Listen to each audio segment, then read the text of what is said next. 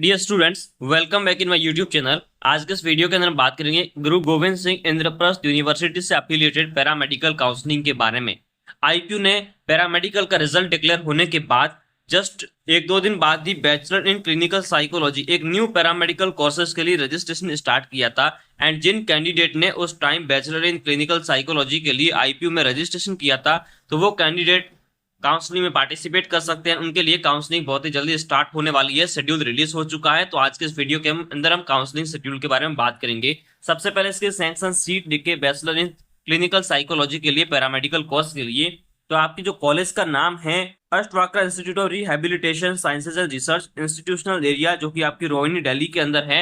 And इसके अंदर paramedical college के कोर्स के लिए 20 सीट है एंड 2 सीट आपकी मैनेजमेंट की है, यानी कि 10% सीटें जो है मैनेजमेंट कोटा के लिए होती है। तो दो सीटें 20 पैसे आपकी मैनेजमेंट कोटा के लिए रहेगी। अब हम बात करते हैं इसके काउंसलिंग शेड्यूल के बारे में। जो बैचलर इन क्लिनिकल साइकोलॉजी जो पैरामेडिकल कोर्स है आईपीयू का, उसकी जो काउंसलिंग है वो ऑफलाइन मोड में कंडक्ट करी जाएगी, जो कि शेड्यूल कंप्लीटली रिलीज हो चुका है 24 जुलाई 2026 को।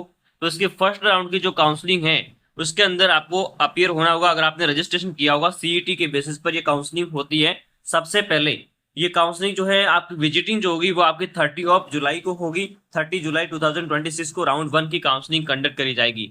अगर आपने काउंसलिंग में पार्टिसिपेट किया है, रजिस्ट्रेशन किया था, रिजल्ट डिक्लेयर होने के जस्ट बाद कुछ ही दिनों के लिए आपको मौका दिया गया था। अगर आप डिफेंस कैटेगरी से बिलोंग करते हो, कैटेगरी वाइज आपकी 1 to 9 जो कैटेगरी है, एंड आपके दिल्ली रीजन के यूआर डिफेंस से हैं आप, या पर्सन विद बेंचमार्क डिसेबिलिटी से ओनली दिल्ली रीजन के हैं, तो आपकी जो टाइमिंग रहेगी रिपोर्टिंग की वो आपकी 10 AM एंड 10:15 AM पर आपको रिपोर्टिंग करनी होगी। आपकी चाहे सीटी में कोई भी रैंक हो, आपको इस टाइम पर सारे डॉक्यूमेंट्स के साथ आईपीयू के अंदर विजिट करना होगा सीट अलॉटमेंट के लिए एंड डॉक्यूमेंट वेरिफिकेशन के लिए।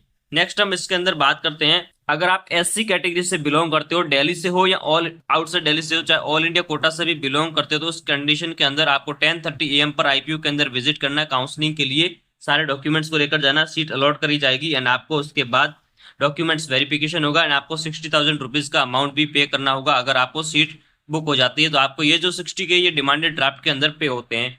अगर आप जनरल कैटेगरी से बिलोंग करते हो दिल्ली या आउटसाइड दिल्ली से, तो रैंक 1 से 100 सीईटी के अंदर 1 CML से 100 CML तक अगर आपकी है, तो आपको 10:45 AM पर 30 जुलाई को आपको वहां पे रिपोर्ट करना है। अगर आप जनरल या अनरिजर्व कैटेगरी से बिलोंग करते हो, तो रैंक 100 से ऊपर अगर आपकी है, तो उस कंडीशन में भी आपको 2 PM पर आपको वहां पे रिपोर्ट करना है राउंड 1 की काउंसलिंग के लिए। अगर आप ओबीसी से बिलोंग करते हो, ईडब्ल्यूएस से बिलोंग करते हो, तो उस कंडीशन के अंदर भी आपको इन्हीं कैटेगरी के अकॉर्डिंग आपको जो है जाना होगा। 100 ऑनवर्ड जो रैंक है आपकी, उसमें 2 PM पर आपको वहां पे रिपोर्ट करना है BSc nursing, BSc in clinical psychology paramedical course के लिए।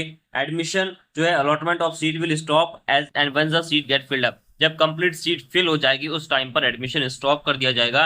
एंड उसके बाद अगर कुछ कैंडिडेट रिजाइन करते हैं एंड कुछ सीटें वैकेंट रह जाती है, उस कंडीशन में फिर आगे राउंड 2 की काउंसलिंग जो है बीएस इस कोर्स के लिए कंडक्ट करवाई जाएगी। अगर आपको सीट अलॉटमेंट हो जाती है, तब आपको बैंक ड्राफ्ट आपको पे करना होगा 60,000 रुपीज। पार्ट एकेडमिक फी आपको पे करनी होगी at time of counselling in favour of registrar Guru Gobind Singh Indraprastha university payable at Delhi.